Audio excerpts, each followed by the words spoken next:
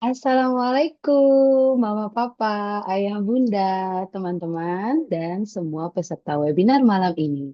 Selamat datang di acara webinar kami dari Green Montessori School.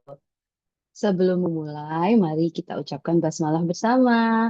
Bismillahirrohmanirrohim. Perkenalkan, saya Yuna, salah satu guru di Green Montessori School, dan malam ini akan menjadi MC atau moderator untuk acara selama kurang lebih 1 jam ke depan. Masya Allah, happy deh merasakan semangatnya untuk join di malam Sabtu yang insya Allah cerah dan bahagia ini ya. Hari ini topik kita sangat menarik sekali dengan tema ledakan emosi anak, kelola dengan cinta. Wah, topik yang luar biasa, penting banget ya, sebagai orang tua maupun para calon orang tua. Nah, mungkin kita kadang bertanya ya, kenapa emosi anak bisa sampai meledak? Dan bagaimana kita sebagai orang tua atau orang dewasa bisa membantu anak-anak kita untuk mengelola emosinya? Jangan sampai nih, Mama Papa, malah emosi kita yang ikutan meledak. Bener nggak? Ada loh momen-momen di mana tiba-tiba anak tuh ketemu aja red buttonnya kita. Nah, solusinya gimana nih, Mama Papa, Ayah Bunda, supaya kita bisa atasi dengan baik? Nah, untuk itu saya akan bacakan rundown-nya untuk malam ini dulu ya. So, yang pertama adalah opening, kemudian dilanjutkan dengan presentasi oleh Ibu Damar Wijayanti, kemudian kita akan ada sesi Q&A, dan diakhiri dengan closing. Untuk sesi Q&A, Mama Papa, Ayah Bunda boleh langsung chat ke admin Green Montessori School, dan semoga webinar ini bisa memberi manfaat dalam menambah wawasan parenting kita dan tentunya bisa kita aplikasikan di rumah. Oke, sebelum memulai acara malam ini, kita kenalan dulu mungkin ya dengan pemateri kita malam ini. Beliau adalah Ibu Damar Wijayanti. Beliau adalah seorang praktisi Montessori dan pendidik orang tua yang telah berdedikasi dalam bidang parenting dan pendidikan anak. Beliau memiliki latar belakang diploma Montessori, sarjana ilmu komunikasi, serta sertifikasi dalam positif disiplin, Montessori parenting, dan conscious parenting. Selain itu, beliau juga seorang penulis buku Rapi-Rapi Cara Monty yang menginspirasi banyak orang tua dalam menerapkan prinsip Montessori di rumah. Dengan background ilmu komunikasi dan pengalaman menjadi copywriter selama 10 tahun di agensi periklanan multinasional, Ibu Damar menggunakan kemampuan menulisnya untuk menyederhanakan teori-teori parenting yang dipelajarinya untuk menjadi materi pembelajaran yang mudah dicerna bagi para orang tua baik dalam bentuk workshop, kelas online, live talk, podcast, dan Instagram feed. Beliau juga merupakan co-founder laman IG at goodenoughparents.id. So, tanpa berlama-lama, mari kita sambut dengan hangat Ibu Damar Wijayanti. Assalamualaikum Ibu, bagaimana kabarnya? Waalaikumsalam Miss Yuna. Selamat malam, Assalamualaikum parent semuanya. Alhamdulillah kondisinya baik. Semoga semua yang hadir di sini juga dalam kondisi sehat dan baik ya. Amin. Oke Ibu, tanpa berlama-lama lagi, waktu dan tempat kami persilahkan. Baik, terima kasih Miss Yuna. Sebelumnya saya izin menyapa dulu untuk parent semua yang hadir di sini. Terima kasih sudah menyempatkan waktunya Jumat malam. Biasanya udah ini ya, udah rasa weekend main sama anak-anak ya Miss Yuna ya. Tapi malam ini Masya Allah luar biasa. Semuanya pengen belajar di sini. Semoga nanti yang saya sampaikan di sini bisa bermanfaat untuk papa, mama, ayah, ibu semuanya di sini.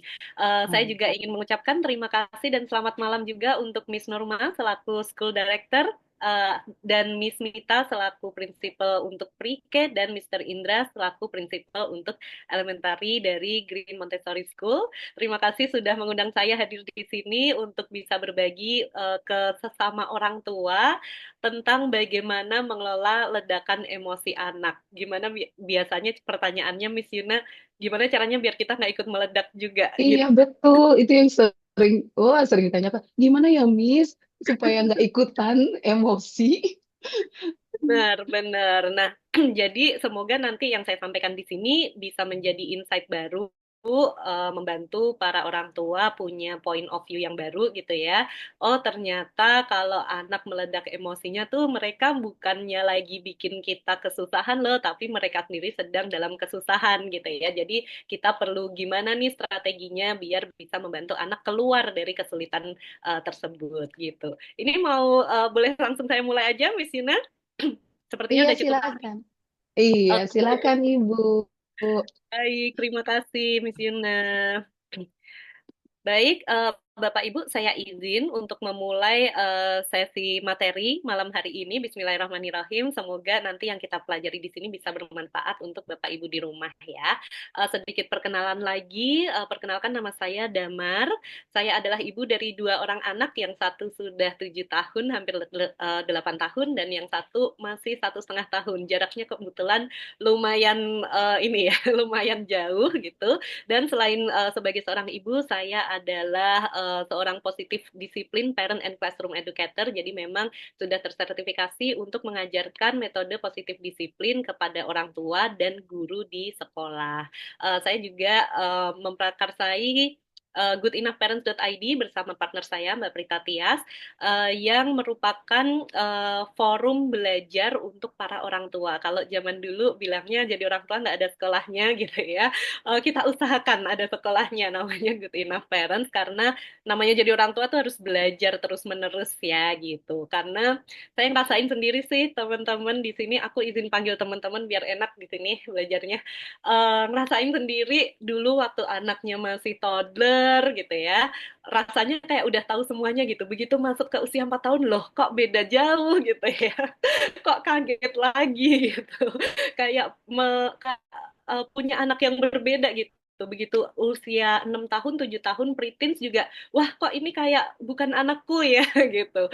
Kemana anak yang manis kemarin tiba-tiba menghilang dan berubah menjadi anak baru lagi gitu ya. Nah, makanya perlu banget untuk kita terus belajar. Di sini sedikit background saya tadi sudah diperkenalkan juga oleh Miss Yuna. Terima kasih. Semoga dengan background saya ini nanti saya bisa ini ya, menyampaikan hal-hal yang cukup bermanfaat juga bagi teman-teman semua di sini. Nah, langsung aja deh ke pertanyaan besarnya ya, teman-teman. Jadi, ini selama mengajar di Good Enough Parents juga sering banget nih ketemu pertanyaan-pertanyaan, kenapa sih kalau anak lagi kewalahan secara emosional itu perlu direspon dengan tenang? Kenapa perlu dicari cara komunikasi yang efektif gitu. Kenapa nggak bisa kita suruh tenang, langsung suruh diem aja nih Mbak Damar gitu ya. Nah, jawabannya adalah dua hal ini, teman-teman. Satu, anak-anak itu tidak terlahir dengan kecerdasan emosional yang sudah terbentuk. Ya, jadi kecerdasan emosional atau skill regulasi emosi itu bukan sesuatu yang dibawa dari lahir, tapi sesuatu yang perlu dibangun. Nah, karena yang namanya regulasi emosi itu masuk ke dalam kategori skill ya, atau keterampilan yang perlu diasah gitu. Sama halnya kayak keterampilan untuk bersepeda, keterampilan untuk membaca, menulis, itu kan baru diasah setelah anak lahir ke dunia gitu ya. Kecerdasan emosional juga begitu, gitu ya. Lalu yang kedua, sebentar, maaf,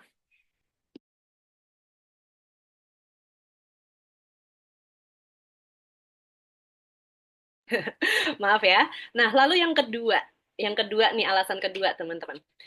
Dengan perkembangan otak anak yang belum sempurna, itu dia masih membutuhkan yang namanya koregulasi untuk bisa menguasai skill regulasi emosi. Bayangin koregulasi itu kayak kalau kita ngajarin anak kita berjalan atau ngajarin anak kita naik sepeda. Awalnya itu nggak bisa langsung kita lepas ya, teman-teman. Pasti ada oleng-olengnya, kita butuh tangkep, kadang kita butuh untuk gandeng terus-terusan gitu ya. Kadang pas dia udah mulai bisa, kita tetap nggak bisa ngelepas, tapi kita tetap mengamati dari kejauhan gitu ya. Ada yang namanya koregulasi. Koregulasi itu berarti ya juga seperti itu, kita mendampingi anak secara bertahap. Awalnya nanti kita akan lihat milestone-nya gitu ya. Mungkin teman-teman akan merasakan dulu waktu anakku masih bayi ya, setiap kali dia menangis, itu satu-satunya cara untuk dia bisa tenang adalah dengan aku gendong atau aku susuin gitu. Nah, ini berarti kemampuan regulasi emosi anak bayi ini masih sangat bergantung dengan kita, ya, masih sangat dependent. Ya, makanya kalau kita cuman diemin aja, dia nggak akan bisa berhenti nangis gitu, karena masih sangat dependent.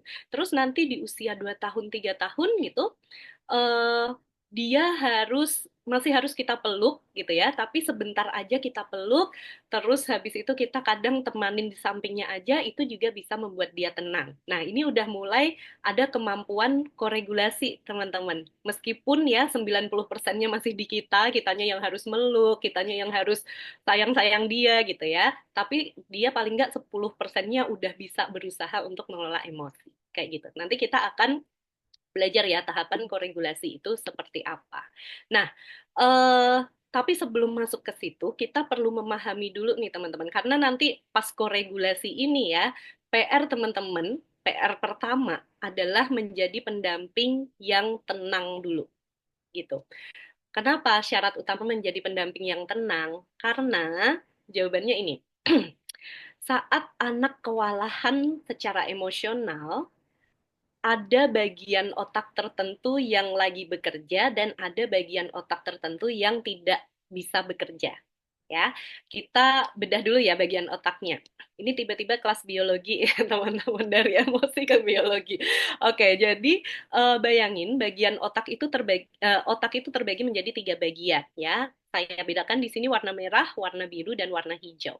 Warna merah itu adalah bagian yang mengatur survival gitu ya. Jadi memang tugas utama otak manusia adalah untuk survive, untuk bisa selamat gitu ya, teman-teman. Nah, biasanya anak terlahir dengan kemampuan otak ini udah optimal ya. Jadi kemampuan bagian otak yang merah ini udah optimal. Makanya yang bisa dia lakukan adalah bereaksi. Kalau dia merasa tidak aman atau tidak nyaman, itu reaksinya adalah nangis kejer gitu ya. Nah, itu adalah tugas dari si otak bagian merah ini. Nah, otak bagian merah ini merespon pertanyaan, am I safe? Atau aku aman nggak? Aku terancam nggak di situasi ini? Gitu ya. Nah, yang masuk dalam situasi ini itu misalnya eh, ini ya, apa namanya, situasi yang mengancam secara fisik, misalnya jatuh gitu. Terus kalau di bayi misalnya kayak gerakannya terlalu terlalu cepet gitu ya, jadi rasanya kayak mau jatuh kayak gitu. Itu dia kaget dan nangis kayak gitu. Nah, tapi ada juga situasi-situasi yang secara emosional itu mengancam. Misalnya nih di anak-anak gitu ya, masuk ke sekolah baru gitu. Atau misalnya kayak anak saya dulu ya, baru punya adik. Nah, itu termasuk situasi mengancam juga buat dia gitu. Atau misalnya diajak ke playdate gitu. Terus ibu-ibu di situ, ayo dong main dong sama teman-temannya dong kayak gitu ya. Itu juga termasuk situasi yang mengancam gitu. Jadi mengancam itu nggak harus yang berbahaya secara fisik, tapi bisa juga yang membuat otak ini merasa nggak nyaman gitu ya, nggak aman, merasakan pressure atau stres. Nah, itu juga termasuk eh, yang dianggap sebagai sesuatu yang mengancam oleh otak gitu.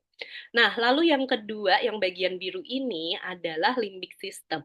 Dia memproses pertanyaan seperti, am I loved?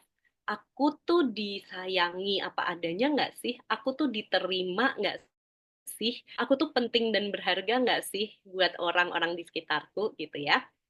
Nah, eh, ini biasanya kalau anak sedang kewalahan secara emosional gitu ya, kita ngomongnya tuh sama si bagian biru ini, teman-teman. Ya, Nah, yang ketiga adalah otak bagian hijau, ini executive state. Seperti namanya, dia punya fungsi namanya fungsi eksekutif ya. Fungsi eksekutif itu adalah fungsi-fungsi otak yang lebih maju, teman-teman. Misalnya nih ya, kreativitas, bahasa, memori atau ingatan gitu. Terus planning, membuat rencana, problem solving. Nah, itu tempatnya di atas sini. Dan ini bagian hijau ini baru selesai berkembang di usia 20 tahunan ke atas ya, sekitar 24 tahunan. Nah, regulasi emosi itu tempatnya di mana? Mungkin ada yang bisa menebak, boleh ya sambil di kolom chat. Regulasi emosi itu tempatnya kira-kira di mana, teman-teman? Kita main tebak-tebakan dulu. Tempatnya betul, Ibu Bunga. Tempatnya adalah di bagian otak yang hijau, gitu. Ya, bayangin, ini baru selesai berkembang di usia 24 tahunan, tapi sudah dibutuhkan kemampuan regulasi emosinya sejak anaknya 2 tahunan gitu ya. Anak udah tantrum tuh 2 tahunan ya. Anak mulai tantrum 2 tahunan. Em, udah dibutuhkan, tapi belum berkembang secara sempurna gitu. Jadinya anaknya tantrum. Makanya tantrum itu adalah sesuatu yang wajar dan sesuai dengan tahap perkembangan usia anak. Jadi kalau misalnya teman-teman, wah anakku 2 tahun tantruman gitu ya, it's okay. Karena itu wajar sesuai dengan usia. Tapi nanti perhatikan red flags-nya ya. Nanti aku akan tunjukkan juga red flags-nya seperti apa. Nah, problemnya adalah gini teman-teman. Regulasi emosi itu yang membantu anak tenang itu ada di bagian hijau. Tapi saat anak sedang kewalahan emosi, bagian hijau ini lagi nggak nyala, lagi nggak bisa dipakai gitu. Karena kerja otak tuh kayak gini. Kalau si limbic system ini merasa terancam, dia akan ngasih sinyal ke bagian otak yang warna merah untuk, ayo kamu harus bekerja menyelamatkan diri kita gitu. Nah, makanya kalau dia merasa terancam, itu yang jalan hanya yang warna merah. Sedangkan warna merah ini dia bekerjanya cuma dengan 3 cara.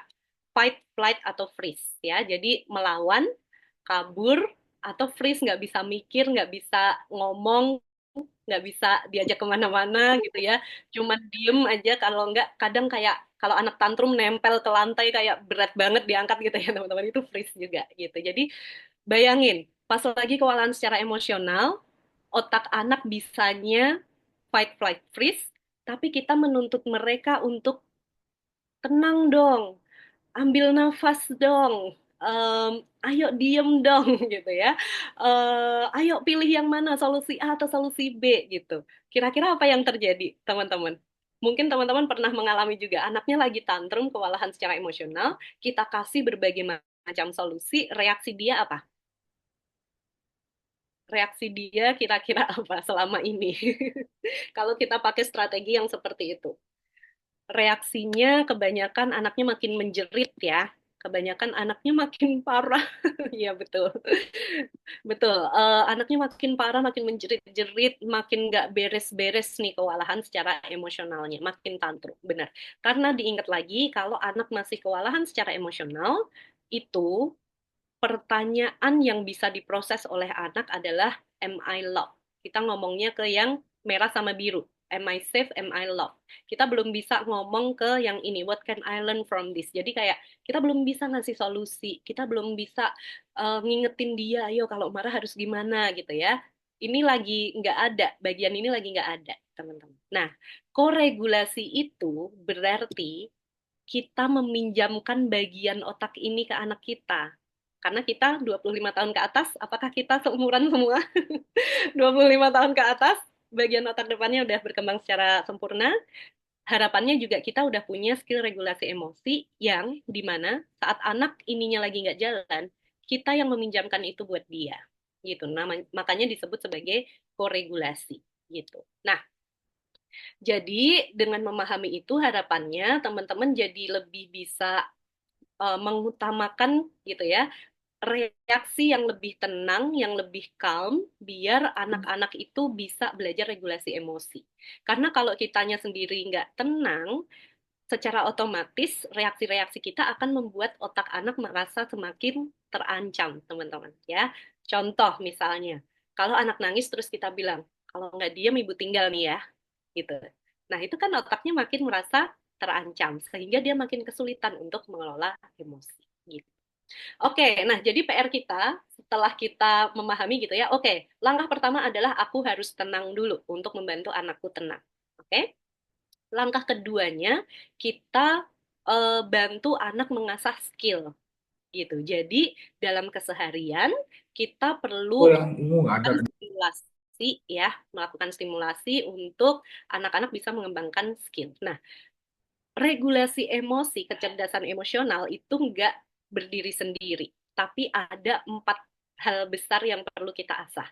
Yang pertama adalah self-awareness, jadi kemampuan untuk bisa memahami, aku tuh sedang merasa apa, aku tuh pengennya apa, butuhnya apa, sinyal tubuhku kalau lagi marah tuh gimana, kalau lagi sedih gimana, kalau lagi takut gimana, gugup gimana gitu ya, frustrasi gimana. Nah, itu perlu dipahami oleh anak. Kalau dia udah bisa memahami ini, self awareness-nya muncul, dia perlu belajar juga self management gitu ya. Jadi gimana ya caranya? Oke, aku udah tahu aku kalau kayak gini tuh rasanya tubuhku kayak gini tuh berarti aku saat lagi marah.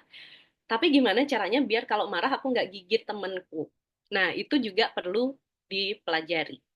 Terus social awareness, bagaimana aku bisa mengekspresikan emosi ini tapi bisa diterima juga oleh lingkungan sosial, gitu ya. Dan bagaimana aku bisa berempati dengan orang lain. Nah, terus juga anak perlu belajar responsible decision making, ya. Jadi solusinya apa kalau aku merasa seperti ini, gitu. Nah, biasanya teman-teman jebakannya adalah gini, kita ajarin anak self management, social awareness, responsible decision making gitu ya. Kita ajarin itu, tapi kita kelupaan bagian self awareness-nya. Self awareness ini berarti kita dekatkan anak ke apa yang dia rasakan, bukan dialihkan. Nah, biasanya karena kita pengen anak kita punya self management yang baik, kalau marah nggak langsung apa namanya guling-guling gitu ya. Justru respon kita adalah setiap kali dia marah, kita, ayo, ayo, kita lihat itu aja yuk, gitu ya, kita nonton itu aja yuk, gitu ya, biar dia lebih mudah tenang. Tapi, kita lupa self-awareness ini. Pas dia merasakan seperti itu, kita malah jauhkan bagaimana dia bisa memahami, aku nih sedang merasakan emosi yang mana, oh kalau aku deg-degan, mukaku panas, tanganku pengen nonjok sesuatu gitu ya, itu tuh aku lagi merasa apa sih gitu. Nah, itu tuh yang sebenarnya perlu diajarkan dulu ke anak-anak kita. Karena tanpa adanya self awareness ini, sebenarnya self management akan sulit gitu. Karena gini, kita berharap anak bisa meregulasi emosi. Tapi dia bahkan nggak tahu emosi yang dirasakan apa. Jadi gimana dia bisa meregulasi emosinya tersebut gitu. Nah, makanya anak butuh pendampingan ya, teman-teman. Oke, ini aku kasih tahu dulu pendampingan seperti apa sih yang kita perlu berikan ke anak-anak kita. Menariknya kayak gini, teman-teman. Anak-anak yang masih di usia koregulasi, itu kemampuan regulasi emosinya juga dipengaruhi oleh kemampuan kita meregulasi emosi. Gitu, ya. Yang menarik di sini nih, kalau kita sedang dalam kondisi terregulasi dan anak dalam kondisi terregulasi, keduanya akan emosinya cukup stabil, gitu ya. Nah, lalu anak yang tidak terregulasi emosinya dengan baik, ya, jadi anaknya lagi tantrum, lagi marah, gitu, ketemu sama orang dewasa, bisa orang tua atau guru, yang emosinya terregulasi dengan baik, hasilnya adalah anaknya ikutan terregulasi, gitu. Nah, kalau anaknya tantrum, orang tuanya ikut tantrum, jadinya apa? Dua-duanya tantrum, dua-duanya kesulitan untuk mengelola emosi dan akhirnya jadi ledakan, gitu ya. Nah, yang menurutku paling menarik adalah ini, teman-teman. Anaknya dalam kondisi fine-fine aja, lagi happy, tapi orang dewasa yang mendampingi sedang tidak terregulasi dengan baik. Jadinya hasilnya adalah anaknya ikut nggak terregulasi, teman-teman. Contohnya ya, teman-teman sering nggak ngerasa kayak kalau aku lagi nggak ada deadline, aku lagi nggak ada masalah, anakku tuh aduh manis-manis semua. Tapi kalau aku lagi banyak pikiran, lagi banyak deadline, kenapa ada aja gitu ya, gebrakannya tuh ada aja gitu ya. Bener merasakan Miss Gina ngangguk-ngangguk. Iya, bener juga ya. Betul, oke.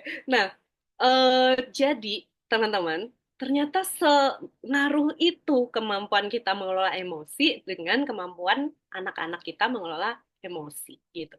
Nah, biasanya yang ditanyakan adalah, Mbak, sampai umur berapa anak butuh co-regulation? Jawabannya adalah sebenarnya sampai remaja, bahkan sampai dewasa muda itu masih butuh co-regulation.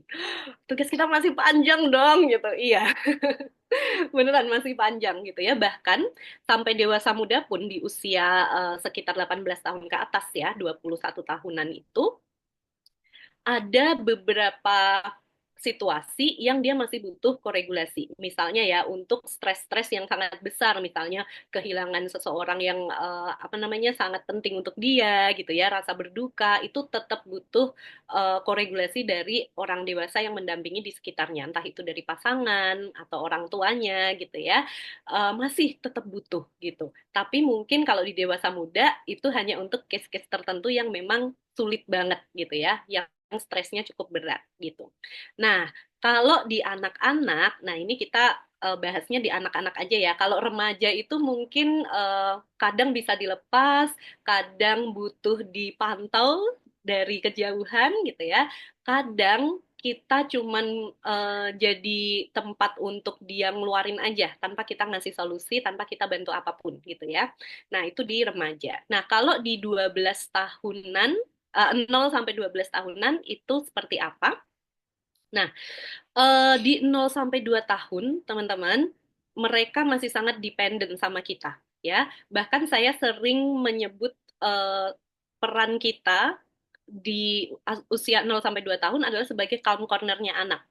Jadi kalau di sekolah, aku yakin di Green Montessori School juga ada ya yang namanya calm corner. Nah, tapi untuk 2 tahun ke bawah, biasanya calm corner ini wujudnya adalah manusia. Wujudnya adalah orang atau pendamping utama. Entah itu orang tua di rumah, atau pengasuh di rumah, atau guru di sekolah. Biasanya ditunjukkan dengan cara apa? Kalau dia kewalahan secara emosional, dan kita juga lagi kewalahan secara emosional, kita bilang, aduh ibu ke kamar dulu ya, mau nenangin diri gitu. Begitu kita memisahkan diri, dia makin nangis teman-teman. Karena kita adalah calm corner-nya dia. Dia masih sangat dependent dengan kita gitu ya. Nah, tanda-tandanya dia biasanya cuma bisa nangis, kejer, terus emosinya udah cukup beragam ya, ada marah, takut, sedih gitu. Tapi semuanya diekspresikan dengan tangisan dan teriakan. Jadi ekspresinya masih belum beragam. Emosi yang dirasakan beragam, ekspresinya masih belum beragam. Dan dorongan impulsifnya masih sangat tinggi. Makanya kita yang harus membantu anak untuk memastikan bahwa dia itu aman gitu ya. Karena dia masih kadang suka ngelempar kepala ke belakang, guling-guling dan lain-lain gitu. Nah, di 2 sampai 6 tahun ini kita udah mulai bisa melakukan koregulasi tapi prosentasenya lebih besar ke kita nih, teman-teman ya. Karena dia udah mulai bisa mengenal emosi yang berbeda. Nah, biasanya di 2 sampai 6 tahun ini tuh ada emosi-emosi baru yang cukup kompleks, rumit buat dia, ya, terutama anak-anak yang udah masuk sekolah nih, teman-teman. Karena begitu masuk ke lingkungan sosial yang baru, itu pasti ada konflik sosial yang memunculkan emosi-emosi baru juga. Contoh, ya, dia di rumah anak tunggal misalnya. Nggak pernah ngerasain yang namanya cemburu.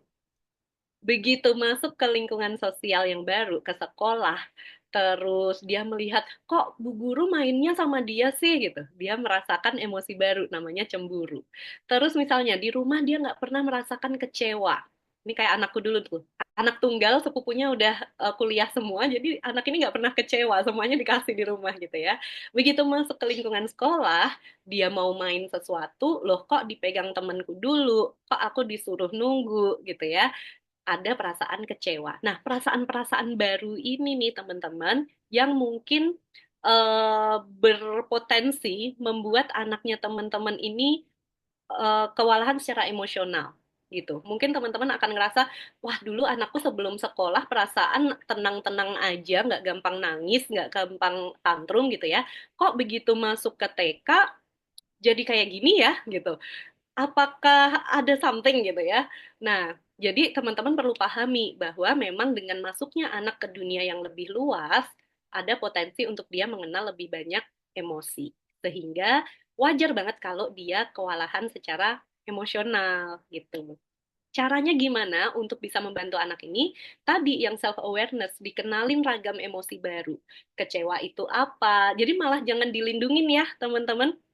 Jangan dilindungin, jangan sampai kayak wah ini harusnya pihak sekolah nggak bikin anak kecewa dong gitu ya. Enggak, justru anak-anak butuh ya, di rumah juga butuh, di sekolah juga butuh untuk bisa ketemu sama emosi-emosi ini. Karena nantinya perjalanan hidupnya masih panjang dan dia akan ketemu dengan spektrum emosi yang lebih banyak lagi. Percayalah, di usia 2 sampai 6 tahun, memang waktunya dia ketemu sama yang namanya sesuatu yang mengecewakan, ketemu dengan rasa cemburu, ketemu dengan rasa gugup gitu ya, ketemu sama rasa frustrasi, itu memang waktunya di 2 sampai 6 tahun ini gitu.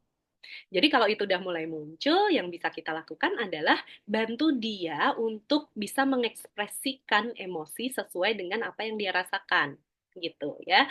Jadi kalau misalnya anak marah terus dia, aku marah gitu ya, itu udah sehat banget, healthy banget karena dia tahu dia sedang merasa marah dan dia cocok gitu ya ininya, ekspresi emosinya. Terus dia sedih, dia nangis gitu ya, nangis bombay gitu, ya udah itu healthy gitu karena rasanya sedih dan dia menangis cocok gitu. Nah, ini memang PR-nya di 2 sampai 6 tahun kita ajarkan itu. Di sini anak mulai mampu mencoba cara regulasi emosi dengan pendampingan. Makanya pendampingnya harus tenang karena di sinilah nanti kita mulai ajarkan, oh kalau kamu pengen apa namanya, memukul sesuatu gitu ya, kita tahan, kita gunakan tangannya untuk meremas stress ball misalnya kayak gitu. Atau kita ajarkan untuk nafas gitu ya, bernafas untuk mengelola emosinya kayak gitu. Nah, ini udah mulai bisa diajarkan, tapi dia belum bisa pakai secara mandiri, harus tetap dengan pendampingan. Kadang masih lupa, kadang pas lagi tantrum kita ingetin dia nggak mau gitu ya. It's okay, masih tahapannya memang seperti itu. Di 6 sampai 12 tahun ini sudah mulai lebih mandiri lagi gitu. Mungkin kalau diprosentasikan gitu ya, kalau di 2 sampai 6 tahun anaknya 30%, kita 70% gitu, di sini mungkin udah bisa 50-50 gitu ya. 6 sampai 12 tahun koregulasinya udah bisa 50-50 gitu. Nah, di sini 6 sampai 12 tahun itu biasanya kemampuan empati dan sosialnya udah cukup berkembang sehingga dia mulai bisa menyesuaikan ekspresi emosi dengan ekspektasi sosial, teman-teman. Contoh ya, contoh. Aku baru aja dapat laporan dari gurunya anakku. Dia menangis di sekolah, tapi pas ditanya, itu dia bilang, aku belum mau cerita, sambil matanya berkaca-kaca, teman-teman.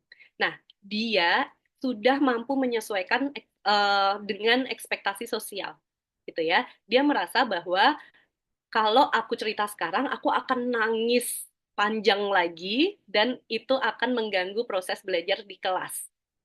Itu anakku udah hampir 8 tahun ya, teman-teman.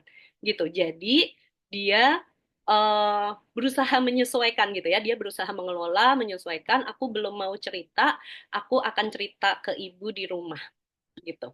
Ya, jadi bayangin dia nahan sama di sekolah gitu ya, baru cerita di rumah gitu. Tapi itu adalah perkembangan yang eh, cukup sehat gitu ya, teman-teman.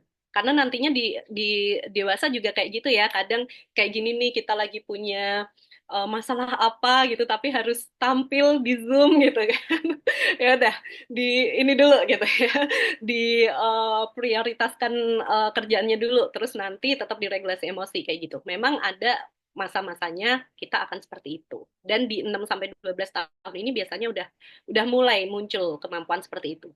Tapi bukan berarti akan secara konsisten begitu terus ya, teman-teman. Karena namanya masih belajar. Mungkin ada waktu-waktu yang dia bener-bener nggak bisa tahan, kewalahan banget sama emosinya, akhirnya meledak di kelas gitu. Meskipun dia udah tahu ekspektasi di kelas seperti apa, tapi ada waktunya dia bisa dan ada waktunya dia enggak. It's okay. Masih cukup normal di 6 sampai 12 tahun.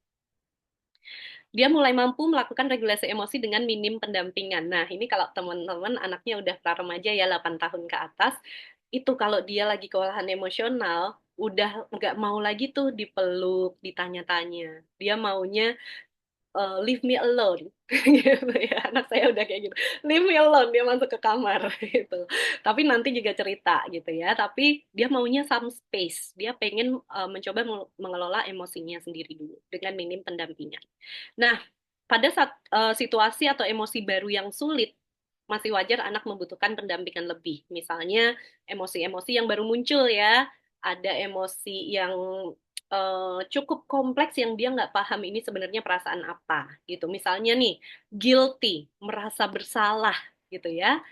Mungkin ada anak-anak di 6 sampai 12 tahun yang baru pertama kali merasakan perasaan bersalah gitu sehingga dia tuh bingung, aku tuh marah, tapi kok marahnya bukan sama orang lain, kok marahnya sama aku sendiri. Jadi gimana? Aku harus gimana sama diriku gitu ya. Nah, itu mungkin jadinya keluarnya marah-marah, semuanya serba salah gitu ya. Nah, itu butuh pendampingan, wajar. Di 12 tahun ke atas, mereka mulai mampu mengendalikan reaksi emosional mereka, ya. Jadi aslinya marah banget, tapi yang keluar adalah ucapan yang baik-baik. Nah, itu udah mulai bisa nih di 12 tahun ke atas ya. Terus misalnya nih aslinya dia apa namanya? Ini banget ya, kayak pengen ngomong kasar gitu ya, tapi dia tahu bahwa itu tuh nggak boleh gitu. Akhirnya dia memutuskan untuk diam, tidak bereaksi terhadap umpatan dari temennya, misalnya kayak gitu. Nah, itu berarti udah healthy ya di 12 tahun ke atas. Dia semakin bisa menunda keinginan dan menyesuaikan diri dengan situasi dan mulai mampu melakukan regulasi emosi secara mandiri gitu. eh, Jangan kaget kalau di usia remaja ini nanti teman-teman akan mendengar kayak I don't need your help gitu. Kayak aku nggak butuh bantuan kamu gitu ya ke ayah ibunya gitu. Aku nggak butuh bantuan mama gitu. It's okay gitu ya. Yang penting kita tetap ada di situ untuk anak tahu bahwa apapun problem kamu, mama papa ada di sini. Kamu bisa cerita, kamu bisa merasa aman dengan papa mama. Oke, nah ini strategi regulasi emosinya.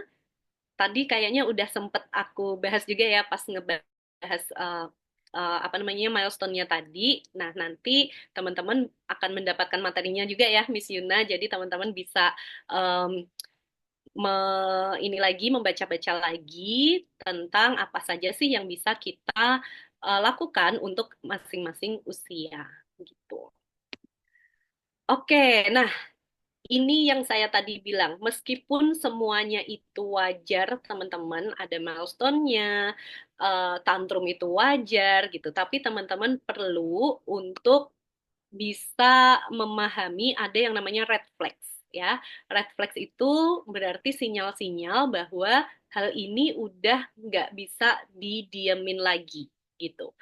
Nah, kalau di kewalahan secara emosi, ya, emotion dysregulation, itu red flags-nya apa? Yang pertama adalah excessive outburst. Jadi, keluarnya tuh kayak gunung berapi yang meledak gitu ya, teman-teman. Dia frekuensi dan durasi tantrumnya itu luar biasa, dan dan terhadap hal-hal yang sebelumnya tidak menimbulkan reaksi emosi yang besar gitu. Jadi misalnya nih sesuatu yang harusnya udah kayak netral aja buat dia gitu ya, tapi di dia itu jadi trigger yang sangat besar. Misalnya nih, anak lagi ngantri terus kesenggol dikit tapi dia langsung marah luar biasa gitu ya. Nah, ini kita dan setiap kali dia kepegang dikit selalu kayak gitu. Nah, ini kita juga perlu waspada gitu ya.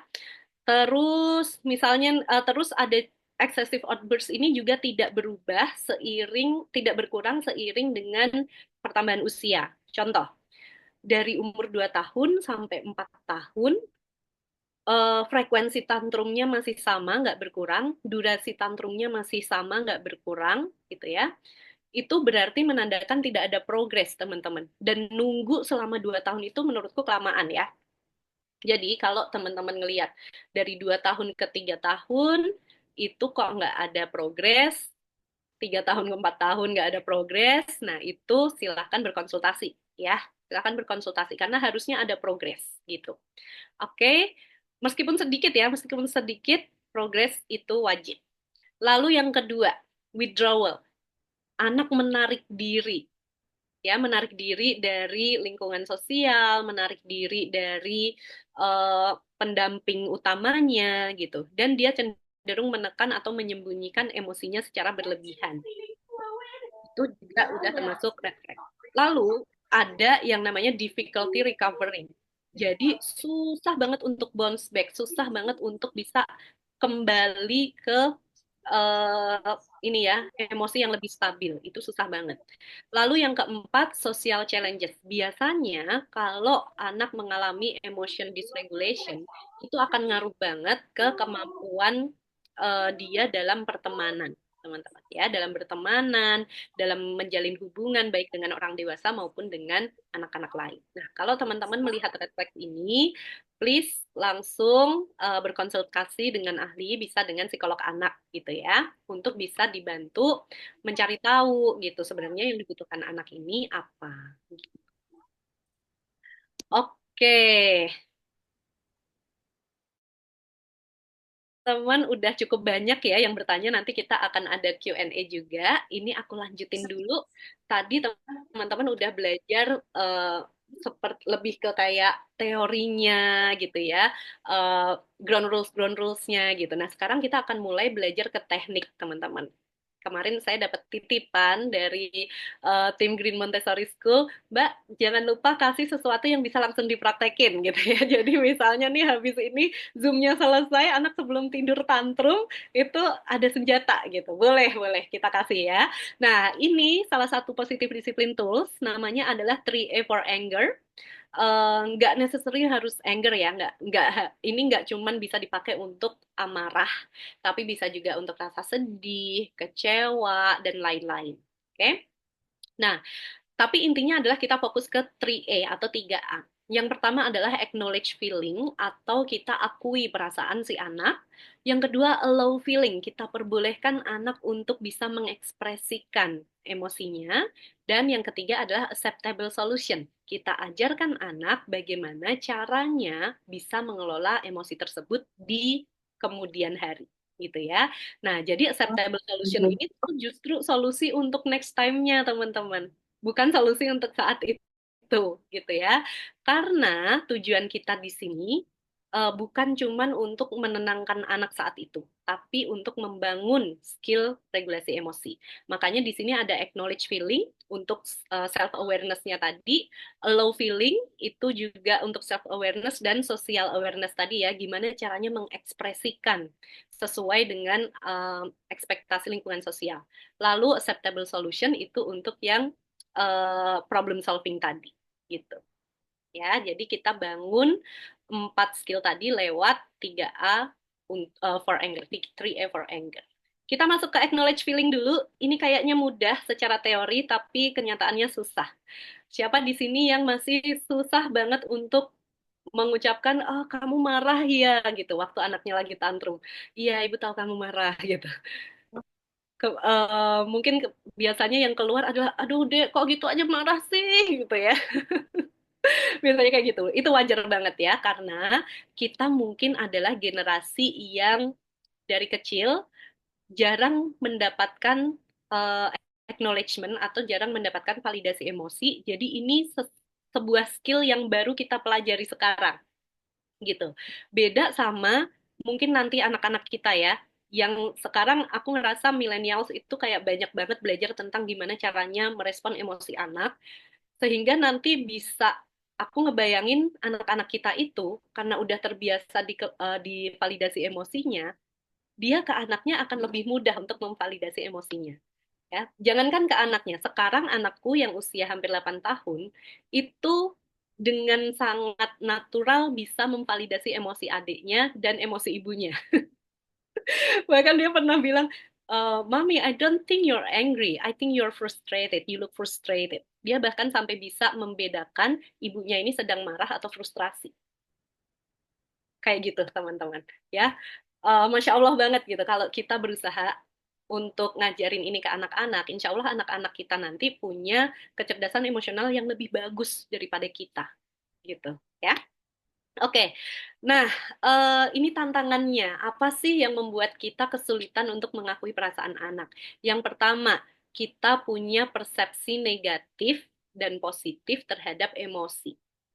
Ya, siapa di sini yang masih menganggap ada yang namanya emosi positif dan emosi negatif? Emosi positif tuh yang senang, tenang gitu ya Mbak. Emosi negatif tuh yang marah, sedih gitu ya Mbak. Nah, teman-teman, kalau teman-teman punya persepsi seperti ini, coba kita hapus dulu, lalu kita tulis ulang gitu ya, bahwa emosi itu sebenarnya netral, ya. Emosi itu nggak ada kategori positif dan negatif. Semua emosi dibutuhkan oleh otak untuk membantu membuat sebuah keputusan. Gitu. Jadi emosi itu dibutuhkan lah teman-teman. Bahkan emosi yang kita anggap negatif itu dibutuhkan. Contoh, aku merasa gugup sebelum membawakan Zoom ini, sehingga tadi sore karena aku merasa gugup, aku belajar ulang, aku rehearsal gitu ya, sehingga aku bisa mengatasi rasa gugupku ini dan bisa membawakan materi dengan lebih baik. Apakah berarti rasa gugup itu negatif, teman-teman? Enggak, gitu ya. Nah, cuman kenapa ya kok kita ngerasa ini negatif? Nah, jawabannya ada di sinyal tubuh yang dikeluarkan oleh emosi-emosi tertentu, itu rasanya kadang nggak nyaman. Contoh ya, gugup itu mengeluarkan sinyal tangan jadi dingin, ngomong jadi susah, gitu ya. Jadi deg-degan banget, dan itu ditangkap sebagai sesuatu yang nggak nyaman. Makanya kita jadi ngerasanya negatif gitu. Tapi kalau kita senang gitu ya, rasanya tuh ringan, aku pengen meloncat-loncat gitu ya. Rasanya lebih nyaman di tubuh kita, sehingga kita menganggap itu sesuatu yang positif. Padahal aslinya emosi itu kita nggak perlu nih kotak-kotakan menjadi emosi dan negatif. Nah, kalau kita udah hilangkan kotak-kotak itu, anak kita mau kecewa, mau marah, mau sakit hati, itu kita akan lebih mudah dalam uh, memvalidasi emosinya, gitu ya. Karena kalau kita udah punya pikiran, aduh, uh, apa namanya cemburu itu kan emosi negatif gitu ya. Jadi kita punya kecenderungan untuk kamu jangan cemburu deh, sama adik sendiri jangan cemburu deh gitu ya. Nah, padahal cemburu itu juga emosi yang kadang dibutuhkan gitu sama kita. Oke, lalu yang kedua, karena perbedaan perkembangan otak yang drastis dengan anak kita, bayangin kita 25 tahun ke atas udah berkembang sempurna, anak belum berkembang sempurna. Jadi kita punya point of view yang berbeda, jauh berbeda, ada gap yang besar antara kita dengan anak-anak kita. Contoh, anak-anak kita guling-guling gara-gara pisangnya kita kupasin. Ada muridnya Miss Yuna yang guling-guling karena snacknya kita bukain. Buat kita kayak, aduh gitu aja kok marah sih gitu ya. Ya udah ini ibu ambilin pisang yang baru, kamu buka sendiri.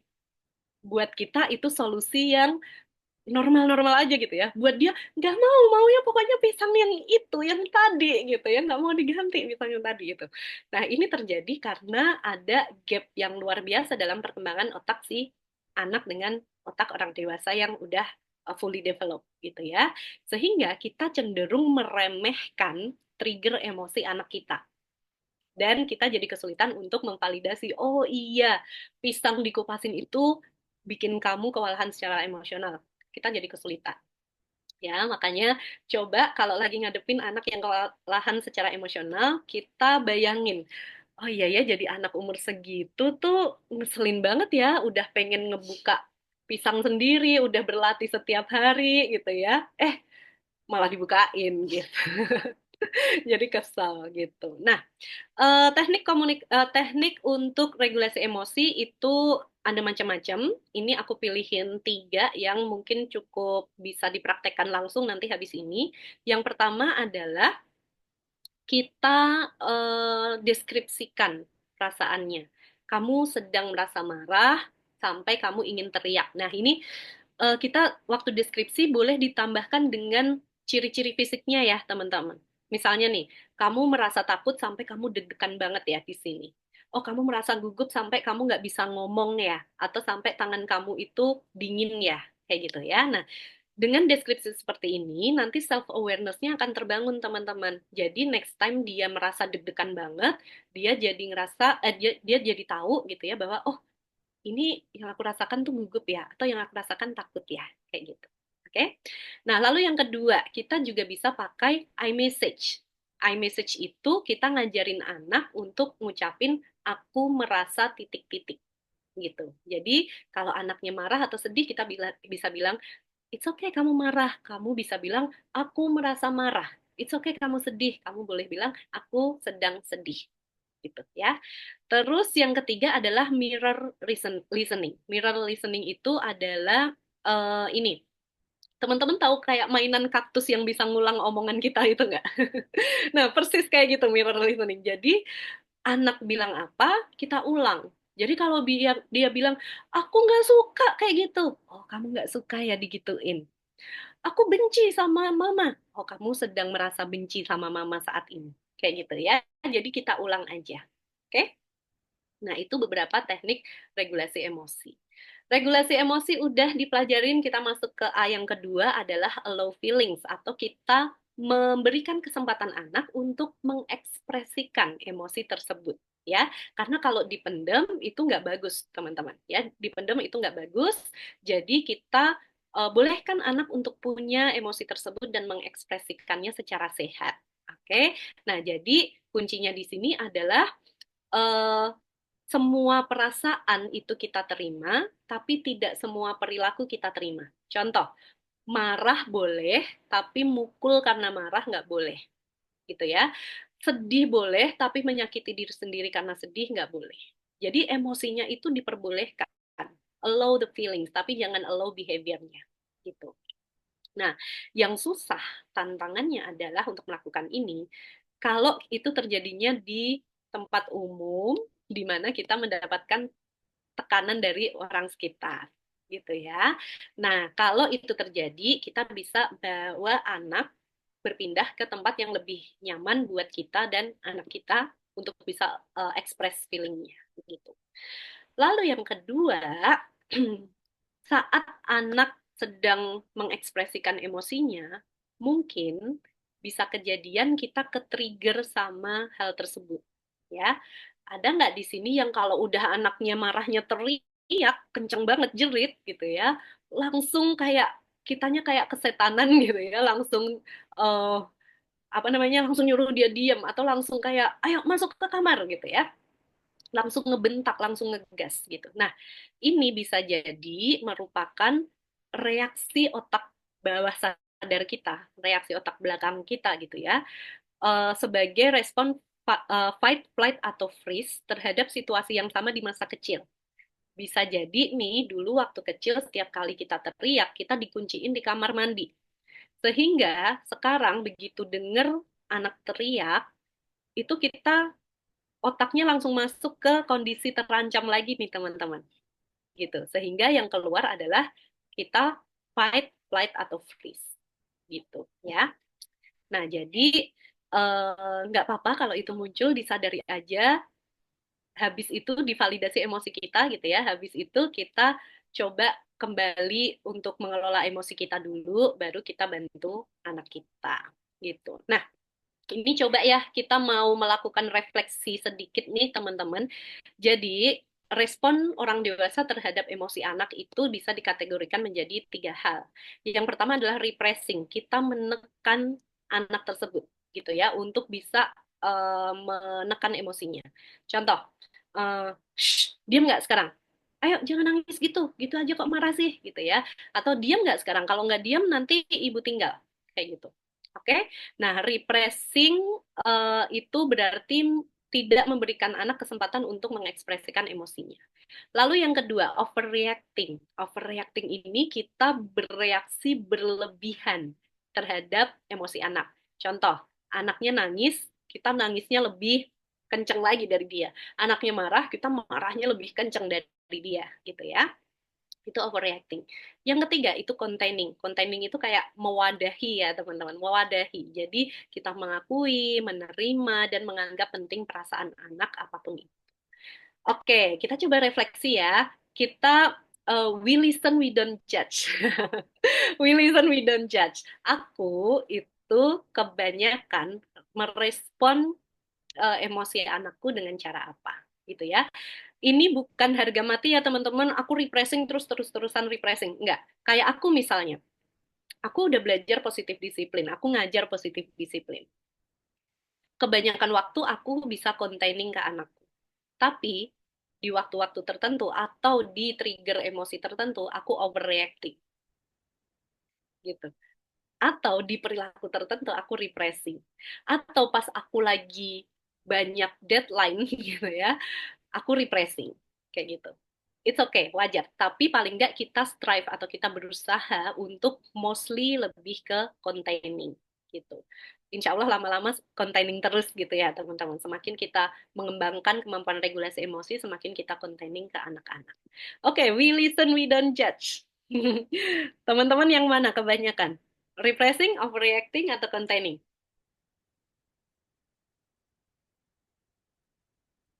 Hmm. Oke, okay, terima kasih. It's okay kalau masih ada yang overreacting, masih ada yang repressing gitu ya. Kita belajar pelan-pelan untuk menjadi orang tua yang bisa containing.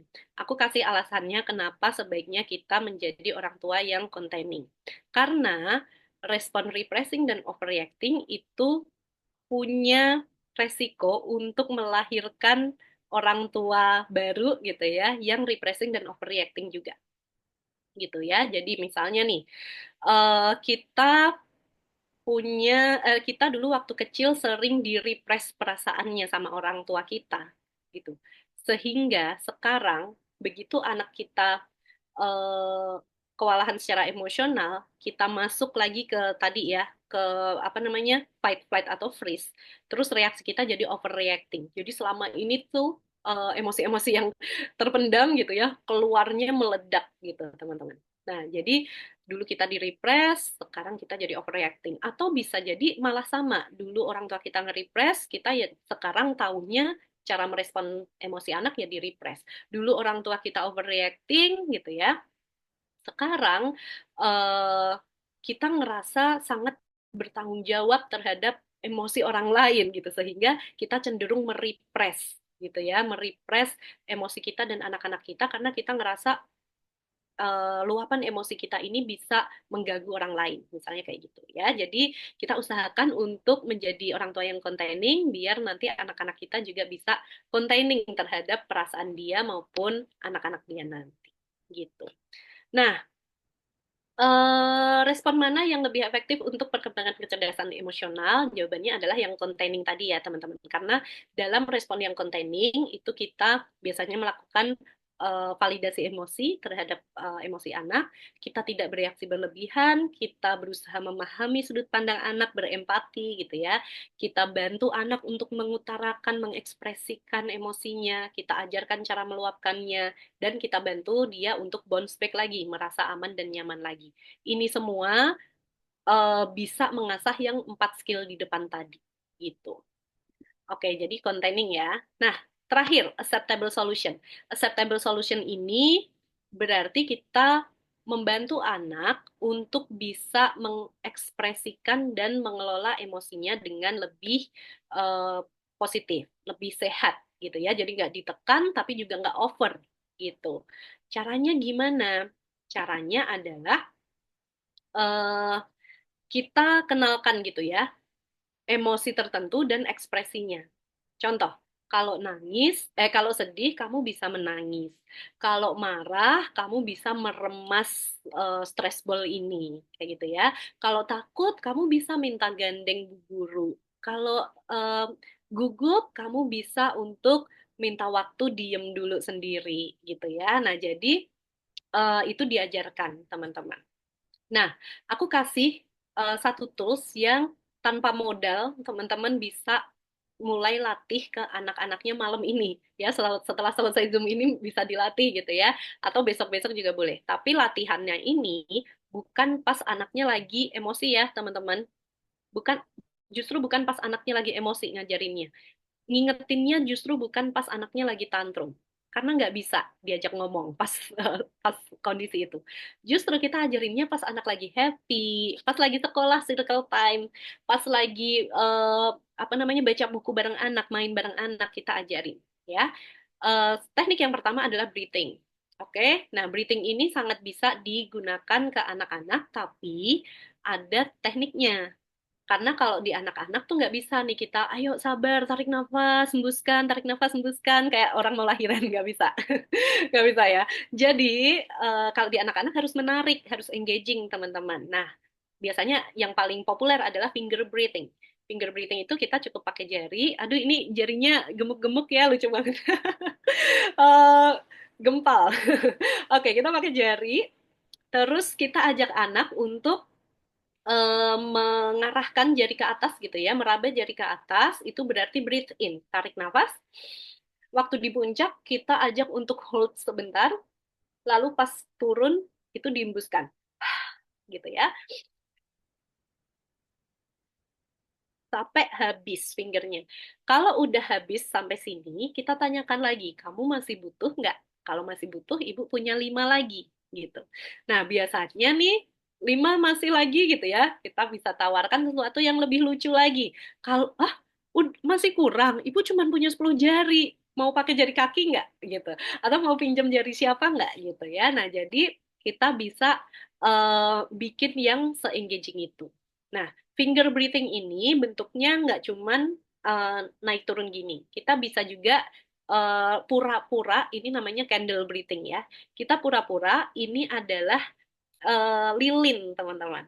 Dan ajak anak untuk meniup lilinnya. Setiap kali anak menghembuskan nafas, kita tekuk satu. Kita tekuk satu lagi gitu ya. Itu namanya adalah candle breathing. Nah, yang berikutnya adalah box breathing. Box breathing ini mungkin kalau di sekolah akan kepake ya, cukup mudah dilakukan kalau di sekolah. Nah, jadi box breathing itu intinya adalah kita sambil membuat sebuah kotak gitu. Kalau misalnya anaknya masih kecil banget, itu usahakan ada bendanya beneran. Nah, kalau di sekolah mungkin banyak buku ya, kita bisa pakai buku. Kotak-kotak ini ya kita raba bersama si anak. Oke, breathe in, hold, breathe out, hold, breathe in, hold gitu. Terus-terusan gitu ya. Nah, jadi itu namanya adalah box breathing.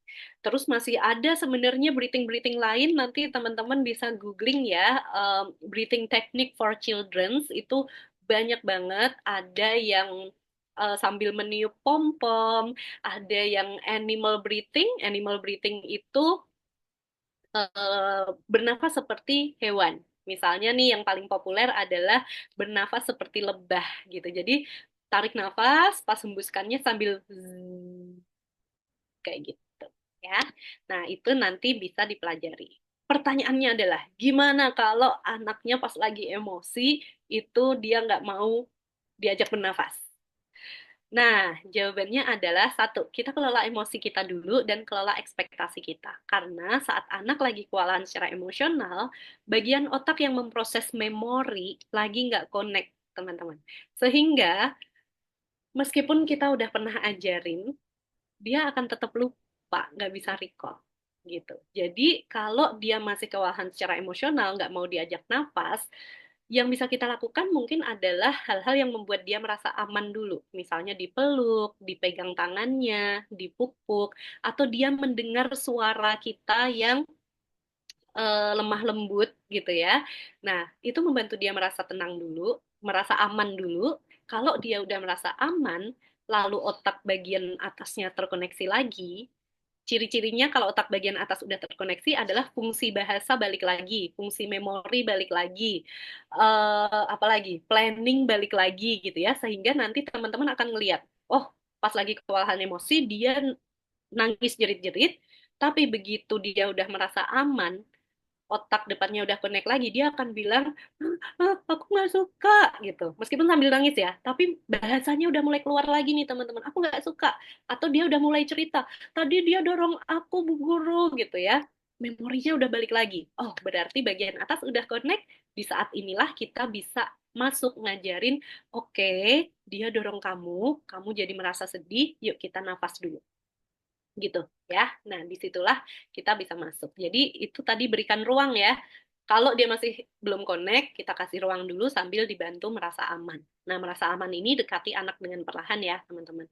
Baru habis itu kita pandu, contohkan di breathing-nya seperti apa gitu. Nah, kalau anak udah mulai bicara tadi ya, kita validasi perasaannya. Oke, kamu ngerasa kesel karena didorong sama temenmu gitu ya. Ayo kita lakukan di breathing, nada suara kita tetap rendah ya, jangan dinaikin dan tahan keinginan untuk merespon kata-kata negatif dari anak karena mungkin pas udah mulai bicara ini yang keluar adalah kata-kata eh, keselnya dia gitu ya teman-teman gitu. Jadi tahan diri untuk nggak merespon itu, kita validasi aja gitu. Tetap berikan dukungan sampai dia mulai tenang dan setelah tenang baru kita bisa ajak untuk cari solusi gitu. Nah, cara-cara breathing tadi kalau di positif disiplin biasanya kita jadikan poster teman-teman sehingga nanti pas kita bantu anak tenang itu kita bisa tunjukkan gitu. Kamu mau pilih yang mana? Breathing yang candle, box breathing, animal breathing atau yang mana? Nah, breathing ini hanya salah satu teknik ya, teman-teman. Teman-teman bisa ajak anak-anaknya berlatih lewat banyak cara, bisa role play, lewat cerita di buku gitu. Nah, yang perlu diperhatikan adalah kita harus perbanyak pengulangan karena yang namanya skill itu dibangunnya berulang dan butuh pengalaman yang banyak, teman-teman.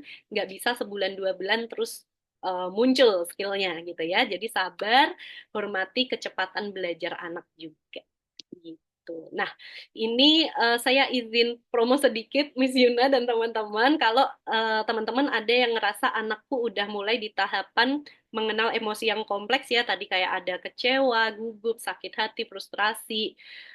Ini kebetulan saya dan tim GEP menulis buku yang memang membahas emosi yang cukup kompleks. Jadi kalau buku-buku di luar sana mungkin bahasnya adalah perasaan marah, sedih, takut gitu ya.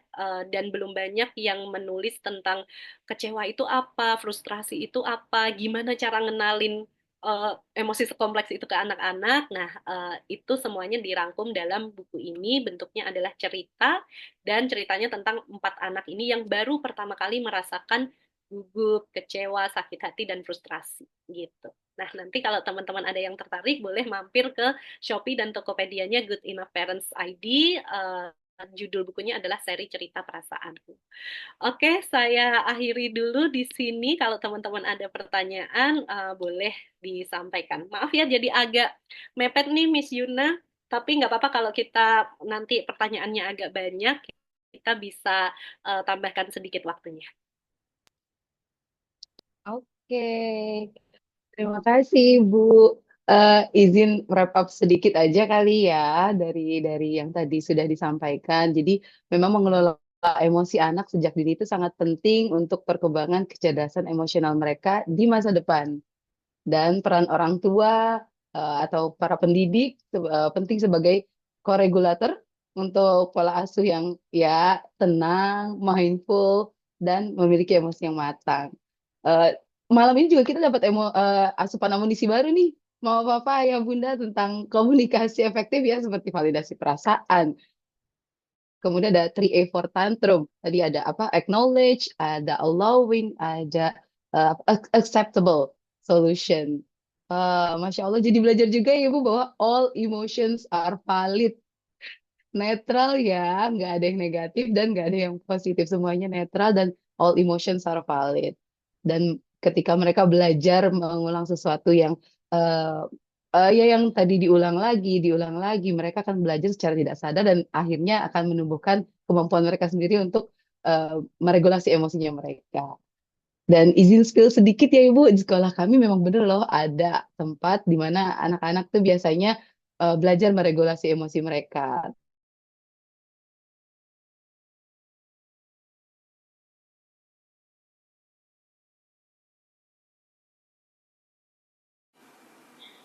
Ya, sepertinya misinya Ya. ada. Oke. Nah, Ibu, sebelum kita lanjutkan ke sesi Q&A, boleh saya lanjutkan? Oke, sebelum melanjutkan ke sesi Q&A, kami ingin menginformasikan kepada Mama, Papa, Ayah, Bunda, dan seluruh peserta webinar bahwa kami masih membuka kesempatan bagi yang ingin mengajukan pertanyaan.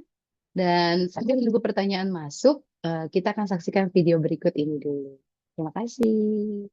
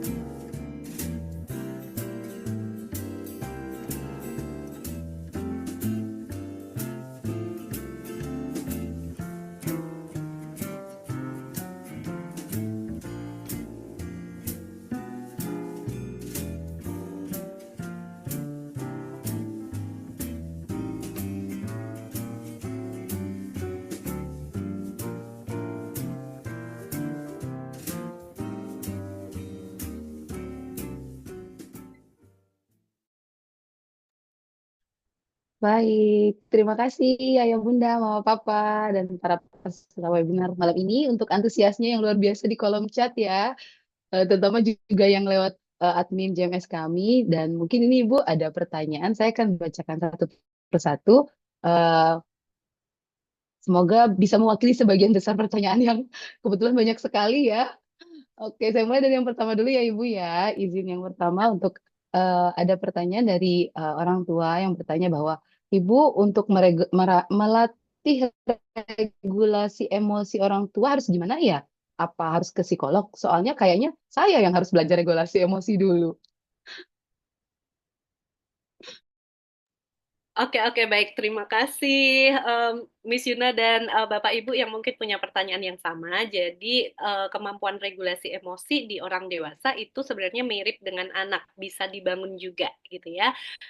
Tekniknya banyak banget dan lebih beragam daripada yang dipelajari anak-anak biasanya. Karena kalau anak-anak mungkin belum bisa yang namanya journaling gitu ya. Di orang dewasa nanti bisa tuh belajar yang namanya journaling. Terus ada yang namanya stop teknik. Stop teknik itu intinya tuh kayak kita mengambil point of view yang lain gitu ya. Nah, itu bisa juga dipelajari. Nanti teman-teman bisa cari ya stop teknik STOPP gitu. Kalau mau gampang belajar sama saya di Gutina Parents. Jadi iklan. Oke, terus bisa juga kalau misalnya teman-teman ngerasa kok aku nggak bisa sendiri ya perlu dibantu ya kayak gitu. Teman-teman bisa apakah saya nge-freeze? Enggak ya, oke. Teman-teman bisa banget untuk berkonsultasi dengan psikolog gitu. Karena mungkin ya teman-teman, kita udah belajar skillnya, tapi kok terlalu berat kayak nggak berprogres. Nah itu mungkin memang ada baggage-baggage yang perlu benahi dulu ya teman-teman. Jadi boleh banget kalau teman-teman ngerasa ini pengelolaan apa emosiku tuh payah banget gitu ya, dan udah sampai mengganggu ke hubunganku dengan anak, hubunganku dengan pasangan atau orang lain gitu ya, itu boleh banget langsung berkonsultasi dengan psikolog gitu. Semoga membantu. Baik, terima kasih, Bu. Untuk yang kedua, eh, Bu, saya working mom yang mostly pulang di atas jam 7 malam. Kemudian anak seharian didampingi dengan ART. Sering yang saya tanamkan regulasi emosi jadi merasa sia-sia karena waktu yang dihabiskan melihat ya ART saya gitu. Dan tidak dipungkiri kita sendiri kadang kelepasan emosi saat capek dari kantor. Bagaimana ya Bu caranya menanamkan regulasi emosi meski waktu kita sangat terbatas bersama anak? Baik, terima kasih. Nah, kalau di positif disiplin, artinya connect connection before correction ya, koneksi sebelum koreksi. Jadi, kalau teman-teman ngerasa waktuku sedikit, tapi banyak yang perlu dikoreksi dari mungkin skillnya anak, perilakunya anak gitu ya, aku sarankan untuk coba fokus ke building connection dulu. Koneksi itu bukan berarti kita harus punya banyak waktu dihabiskan bersama anak agar koneksinya terbangun ya, teman-teman. Jadi, em, yang kita cari bukan kuantitasnya, bukan juga kualitasnya, tapi connection-nya gitu. Nah, ngebangun connection itu bahkan bisa dengan 15 menit sehari, tapi rutin. 15 menit sehari kita dedikasikan waktu itu untuk melakukan hal yang anak sukai dan di 15 menit itu tidak terganggu oleh yang lain. Jadi pikiran kita nggak di kerjaan gitu ya, terus mata kita nggak ke apa namanya handphone atau mungkin kalau ada kakak sama adik gitu ya, adiknya lagi sama ayahnya, special time sama ayahnya, kakaknya sama kita. Nanti switch gitu ya, adik sama kita, kakak sama ayahnya. Nah, itu coba dibangun dulu eh, secara rutin gitu ya koneksinya. Nah, kalau koneksi udah terbangun, baru kita bisa berupaya juga di pembangunan skill. Nah, tadi kan ininya ya problemnya adalah yang lebih banyak sama si anak adalah ART-nya. Sedangkan kita gimana nih caranya dengan sisa waktu itu bisa membangun skill gitu ya. Nah, makanya kalau di positif disiplin tuh banyak tools-tools yang bentuknya tuh real gitu ya, teman-teman. Jadi kayak tadi tuh wheel of choices ya, Anger Wheel of Choices itu bentuknya poster teman-teman. Tapi poster yang dibikin bersama dengan anak dan orang-orang yang akan terlibat. Jadi misalnya nih, anak kita dipegang sama ART. Kita ajak ART dan anak kita untuk bikin Wheel of Choice tadi. Jadi kalau adik sedang marah, itu ditawarin apa? Misalnya ditawarin meremas Play-Doh, ditawarin untuk apa namanya minum, ditawarin untuk tadi finger breathing gitu ya. Itu digambar di situ, ditempel di calm corner di rumah. Jadi setiap kali anak merasa kewalahan secara emosional, ART-nya diajarin untuk ajak anak ke situ gitu ya, dan ART-nya disuruh milih yang mana yang mau ditawarkan ke anak gitu. Nanti anak juga bisa terlibat ya, makin gede makin dia sendiri yang memilih. Itu salah satu caranya yang mungkin bisa dicoba dulu gitu. Semoga membantu eh, untuk yang bertanya, Miss Yuna. Ya, insya Allah. Oke, Ibu, ada lagi pertanyaan tentang ini anakku bulan depan usianya 3 tahun. Sebelum menginjak usia 2 tahun, dia suka nangis karena lihat adegan sedih di film kartun. Tapi sekarang udah enggak. Beberapa hari ini aku stop benar-benar screen time karena tantrumnya lebih meledak dari biasanya. Kalau dia tantrum, aku biarin dulu sampai dia tenang. Tapi kemarin itu dia sampai banting-banting badan. Nah, gimana cara ajarin regulasi emosi pada anak hampir usianya hampir 3 tahun karena dia kadang suka males ngomong atau ngasih tahu apa yang dirasakan. Mungkin juga karena dia bingung. Si Oke. Ini menarik. Kayak anakku yang pertama, Miss Yuna. Mungkin ada yang sama juga ya, mirip juga. Kebetulan anakku ini tipe yang highly sensitive. Jadi memang sangat perasa banget ya, teman-teman. Jadi dia nonton film kartun kucing dimasukin ke dalam kardus itu nangis. Nangisnya panjang lagi. Jadi emang untuk anak-anak yang highly sensitif itu kepekaan dia terhadap perubahan situasi, perubahan emosi itu sangat tinggi. Jadi ini ya gampang terbawa suasana. Jadi kalau orang zaman dulu ya bilangnya gembeng, cengeng gitu, cengeng gitu ya. Orang lain yang susah dia yang nangis kayak gitu-gitu. Nah, tapi sebenarnya teman-teman dari kacamata positif disiplin, anak yang punya kepekaan emosi seperti ini itu menandakan bahwa dia sudah punya skill empati. Jadi bibit empatinya tuh udah ada gitu. Sayangnya bibit empati ini tidak diimbangi dengan kemampuan regulasi emosi yang baik. Apalagi kalau namanya anak highly sensitif itu ya rasanya tuh mungkin berkali-kali lipat sedihnya gitu ya. Karena saking sensitifnya gitu kan. Dan kemampuan regulasi emosinya berarti harus diasah banget nih untuk mengimbangi emosi yang sebegitu intensnya dia rasakan gitu. Nah, jadi kalau nemuin anak-anak yang kayak gini gampang nangis, gampang rewel gitu, usahain jangan sampai kita nge-repress. Kenapa? Karena sayang banget yang di-repress itu bukan emosinya, yang di-repress adalah skill empatinya. Padahal kita udah dititipin nih anak yang berempati tinggi. Jadi usahakan kita validasi emosinya, tapi sambil kita asah skill regulasi emosinya. Dan ini bukan PR yang mudah, teman-teman. Aku mengalami sendiri ya. Anakku yang highly sensitive ini, kalau udah tantrum, itu durasinya lama banget. Durasinya lama banget, nangis bisa 30 menit, teman-teman. Jadi aku dulu sama suamiku itu sampai punya yang namanya teknik tap in. Jadi benar-benar kayak pemain sepak bola gitu, teman-teman gantian.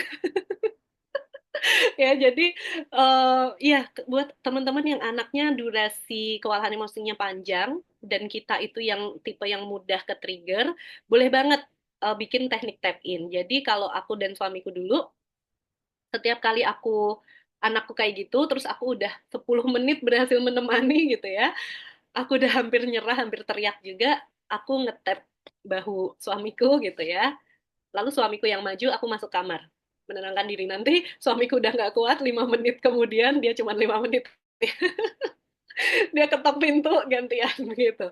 Tapi intinya adalah kita berusaha gitu ya, kita berusaha kita gunakan source sebanyak-banyaknya untuk bisa membantu anak kita ini gitu. Tapi aku kasih tahu ya teman-teman bahwa anak yang highly sensitive ini karena empatinya tinggi juga, kalau kita asah betul-betul kemampuan regulasi emosinya, dia akan jadi anak yang kecerdasan emosionalnya bagus gitu. Sama yang tadi aku bilang ya, anakku 8 tahun, tapi dia sangat bisa nih menangkap bahwa oh ibunya ini ngomel-ngomel bukan karena marah, ibunya ini ngomel-ngomel karena frustrasi.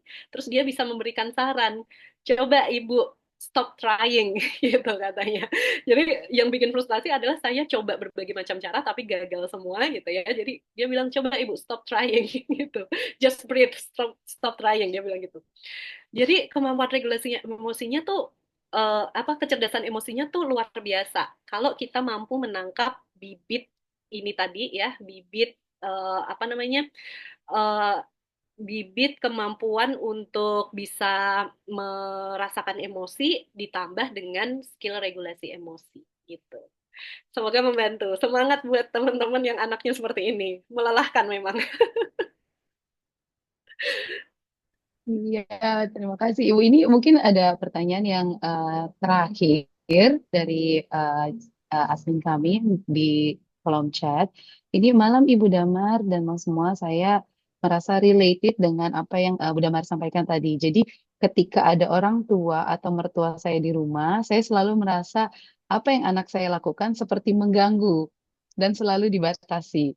Misalnya, anak main tuang air, eh, saya menjadi kesal karena ya ketika anak bermain tuang air tapi dibatasi gitu kan. Nah, saya jadi kesal nih gitu karena orang tua kami merasa main air itu membuat basah, berantakan dan takut si kecil terpleset. Nah, gimana ya Bu cara saya mengatasi emosi ini? Jadi mungkin ada apa ya, grandparenting sedikit nih di sini. Ikut andil. Nah, ini aku sangat suka pertanyaannya, Miss Yuna. Karena yang ditanyain adalah bagaimana cara saya bisa mengelola emosi ini. Karena seringkali yang ditanyakan oleh orang-orang adalah gimana caranya bikin kakek neneknya nggak gitu. Dan biasanya jawaban saya adalah ada yang namanya circle of control. Jadi kita itu hanya bisa mengontrol apa yang ada dalam circle of control kita. Dan orang lain itu tempatnya ada di luar gitu. Jadi susah untuk kita bisa kontrol. Kita bisa influence ya, kita bisa mempengaruhi, tapi hasilnya itu di luar kontrol kita. Nah, jadi yang di dalam kontrol kita adalah emosi kita. Makanya pertanyaannya benar banget gitu ya. Apa yang bisa saya lakukan untuk bisa mengelola emosi ini? Gitu. Nah, eh, aku coba spill sedikit ya stop teknik yang aku omongin tadi di awal. Stop teknik STOPP ya. Jadi S-nya adalah stop. Stop stop beneran stop ya, teman-teman. Stop beneran stop. Oke, bentar. Aku sambil lihat contekanku. Oke, nah, jadi yang pertama itu adalah eh ya, stop itu berarti kita menahan diri kita dari dorongan impulsif, teman-teman. Kalau misalnya ya emosi itu muncul, terus kita pengen ngomel, kita pengen langsung ngebantah orang tua kita, gitu ya. Tahan diri dulu, gitu. Yang ditahan bukan emosinya ya, teman-teman. Yang ditahan adalah keputusan atau perilaku kita yang diakibatkan oleh emosi tersebut. Jadi kalau misalnya nih, aku marah, aku kesel, aku ngerasa terganggu, terus aku pengen teriak ke orang tua aku, yang aku stop adalah teriakannya, gitu. Jadi kalau kita udah punya dorongan untuk merepet atau ngomel gitu ya, coba gigit bibirnya atau kita tutup mulut kita gitu ya. Dan kita masuk ke langkah kedua. Langkah kedua adalah take a break. Take a breath atau take a break ya. Jadi S terus T-nya adalah take a break atau take a breath. Jadi kita boleh gunakan itu untuk masuk dulu ke kamar atau untuk nafas dulu gitu ya. Nafas ini juga ada tekniknya kalau teman-teman belajar regulasi emosi ya. Nafas yang benar ada hitungannya. Terus ada, jadi kalau udara lagi masuk itu perutnya harusnya ngembang bukan ngempis ya. Kita biasanya kebalik karena nahan perut. Nah, kayak gitu. Jadi usahakan nafas yang benar itu benar-benar oksigen masuk gitu ya. Kadang kita nggak berasa bahwa selama ini kita nafasnya tuh nggak full, teman-teman. Nafasnya tuh hanya di permukaan aja, sehingga rasanya tuh kayak capek banget. Kita jadi gampang irritated ya, kita jadi gampang eh, ter ini, kita jadi gampang kayak sakit hati, jadi gampang terganggu, kayak gitu. Nah, coba nafasnya yang dalam gitu ya. Nah, take a break ini dan tarik nafas ini itu bisa membantu kita untuk memberikan jeda ke otak. Nah, otak itu sebenarnya kadang cuma butuh jeda beberapa detik dari trigger ke perilaku gitu. Jadi dari trigger emosi ke perilaku itu kadang cuma butuh beberapa detik jeda nih biar nggak terjadi perilakunya. Makanya nafas itu bisa ngebantu kita gitu. Nah, selanjutnya S udah, T udah, terus O. O-nya adalah observe gitu. Observe ini kita mengobservasi dari dalam diri kita. Kita bisa jawab dua pertanyaan. Apa yang aku pikirkan dan apa yang aku rasakan. Gitu ya. Nah, dengan kita menjawab ini, sebenarnya kita sedang memvalidasi emosi kita, teman-teman. Apa yang aku pikirkan, apa yang aku rasakan. Aduh, aku ngerasa sebel banget gitu, anakku digitu-gituin gitu ya. Aku ngerasa kesel banget, aku berpikir bahwa orang tua aku nggak percaya sama aku. Kayak gitu ya. Nah, itu divalidasi aja. Oke, nah biasanya emosi itu kalau udah divalidasi, dia nggak sampai keluar, teman-teman. Ya, kadang gitu, kadang tuh semakin kita tekan semakin dia pengen keluar gitu, tapi begitu divalidasi kadang kayak oh ya udah aku ngerasa sebel gitu. Terus STO udah, sekarang kita pullback ya. Pullback itu adalah kita melangkah mundur sedikit untuk bisa ngeliat sebenarnya gambaran besar dari situasi ini tuh apa. Atau dalam kata lain, kita mencoba mencari sudut pandang yang berbeda. Nah, biasanya sudut pandang yang berbeda ini yang akan mempengaruhi keputusan kita nanti, teman-teman. Yang tadinya kita berpikir bahwa orang tuaku tuh ngatur banget, orang tuaku nggak percaya sama aku, gitu ya. Terus begitu kita mundur, pull back, gitu, kita jadi ngelihat sudut-sudut pandang lain, gitu ya. Misalnya mungkin, oh dia takut anak kepleset gitu. Oh, dia takut anakku kedinginan. Nah, dengan dua sudut pandang yang berbeda ini, solusinya udah beda lagi, teman-teman. Udah bukan ngomel lagi. Solusinya kita bisa bilang, Ibu takut dia kepleset ya? Oke, aku ajak main airnya di luar ya, di tempat yang nggak licin. Atau misalnya ibu takut dia kedinginan ya, oke, aku kasih airnya yang agak anget ya, gitu. Atau oke, aku batasin main airnya cuma 15 menit ya, Bu. Habis itu aku keringin badannya biar nggak kedinginan. Udah beda dari sudut pandang yang berbeda aja, keputusannya akan berbeda, gitu. Nah, P yang terakhir, tadi P-nya ada dua ya, habis pullback, practice what works. Jadi do something yang bikin kita merasa lebih tenang gitu. Nah, jadi yang merasa lebih tenang ini macam-macam ya. Mungkin bisa nafas, bisa journaling, bisa apalagi ngobrol sama orang tua kita, tapi di lain waktu ya, bukan pas saat itu juga. Jadi practice what works ini adalah solusi gitu, teman-teman. Solusi yang dipikirkan saat kita sedang tidak kewalahan secara emosional gitu. Semoga membantu tekniknya. Kalau teman-teman mau belajar lebih lanjut nanti boleh hubungin goodenoughparents.id. Terima kasih Miss Yuna. Iya, terima kasih Ibu. Tambahan amunisi baru. Stop ya tadi ya. Stop, stop, take a breath ya, take a breath, observe, pull back, and then practice ya. Iya. Oke, thank you Ibu. Masya Allah, seru banget ya Mama Papa, Ayah Bunda. Jadi banyak belajar, banyak dapat ilmu parenting dan insight-insight baru dalam mendidik anak.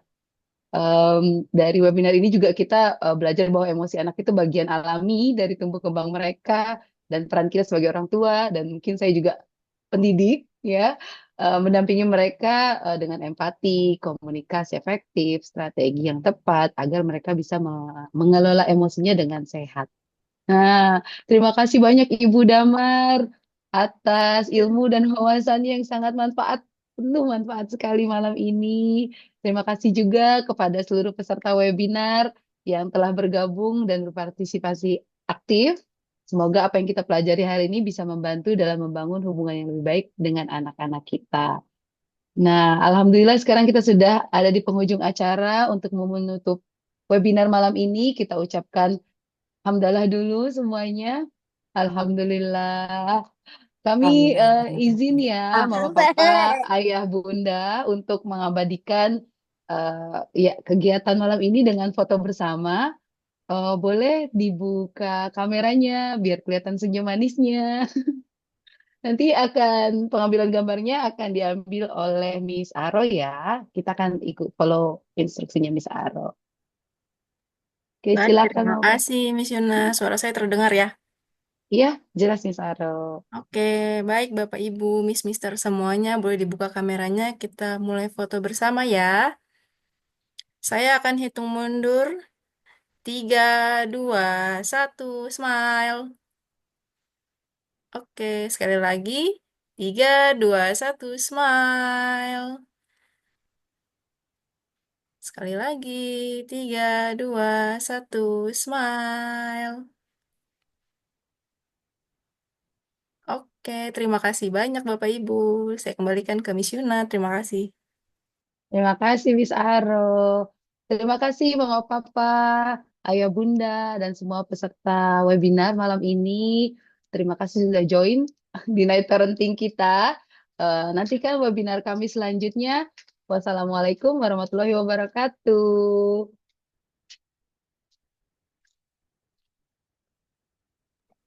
Thank you, Bu Damar. Thank you, Terima Bunda. kasih Miss Nurma, Miss Mita, Miss Yuna. Thank you, Thank you, Miss. Bu Damar. Thank you.